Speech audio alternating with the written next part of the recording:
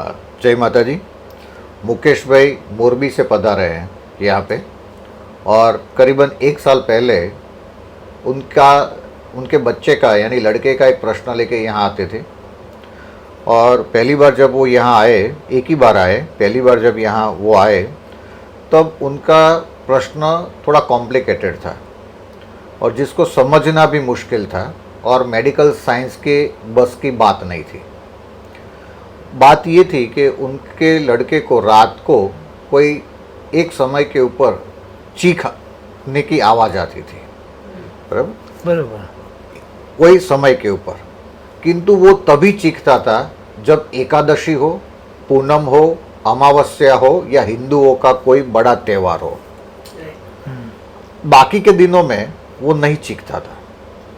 और ये लड़के को शायद इंग्लिश कैलेंडर की भी तारीख याद नहीं रहती थी। आज भी आपको मालूम नहीं है कि आज 13 से या 14 से। तो जब हमारी पूनम या अमावस्या होती है या हिंदुओं का जब बड़ा त्यौहार होता है, तब एस्ट्रल वर्ल्ड में यानी ब्रह्मांड में भी ये त्यौहार आता है।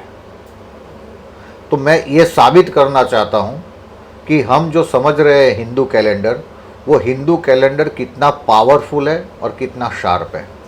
जैसे हम कैलाश गए थे, तब जब शागा धावा होती है या कोई पूनम होती है, तब आकाश में से गंधर्व स्नान करने के लिए मानसरोवर के तट के ऊपर आते हैं।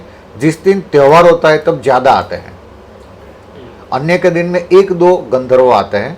ऐसा हमने देखा भी है, और जो जिन लोगों ने मानसरोवर की यात्रा की होगी उनको मालूम भी होगा। तो હું તમને મુકેશભાઈ એક ગુજરાતીમાં બધા પ્રશ્ન પૂછું, તમે ખાલી જવાબ આપજો કે તમે જ્યારે 1 વર્ષ પહેલાં આવ્યા હતા ત્યારે અહીંયા એક ડૉક્ટર સાહેબ પણ બેઠા હતા, અને તમારા જ્યારે પ્રશ્નની વાત કરી તો એ શું પ્રશ્ન હતો?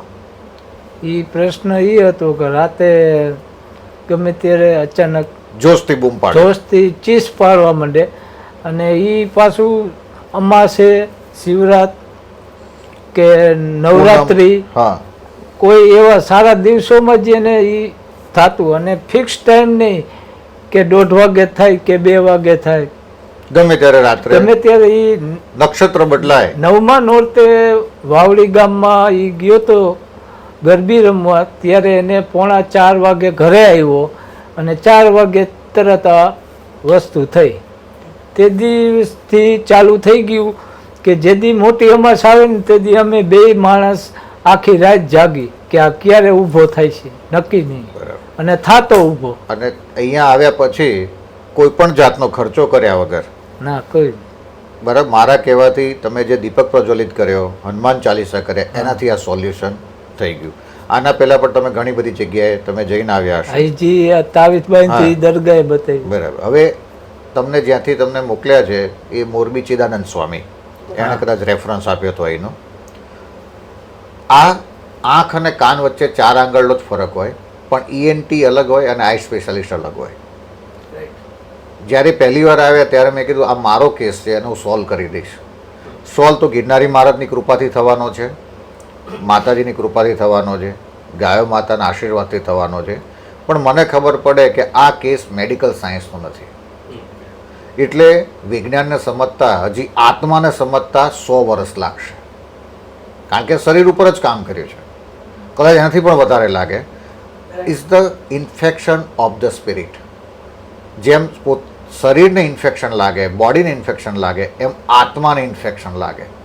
તો એના માટે શું કરવું? તો કે એના માટે તમારા ગુરુદેવ જે મંત્ર કહે, જે યોગ કહે, જે યજ્ઞ કહે, એ અવશ્ય કરવું. કારણ કે જો તમે હિન્દુસ્તાનમાં છો તો આ સોલ્વ થાય છે. હવે તમે આ જ વસ્તુ અમેરિકામાં હોય, લંડનમાં હોય તો આ સોલ્વ ન થાય, કારણ કે તો ટેસ્ટ ઉપર જવાના, બધા રિપોર્ટ ઉપર જવાના. એટલે મારું ખાલી કહેવાનું, જીવનમાં એક સારા ગુરુ કરી રાખજો કે જ્યારે કંઈ આવો પ્રશ્ન આવે ને તો ત્યાં જતાં તમને ફાવે, ત્યારે પછી ઓળખાણો ન આપવી પડે. મુકેશભાઈ, સાચું. એટલે આ બધું કૃપા હોય તો થાય. અસ્તુ. વંદે ગોમાતરમ. વિરલ બાપુ. મોજ.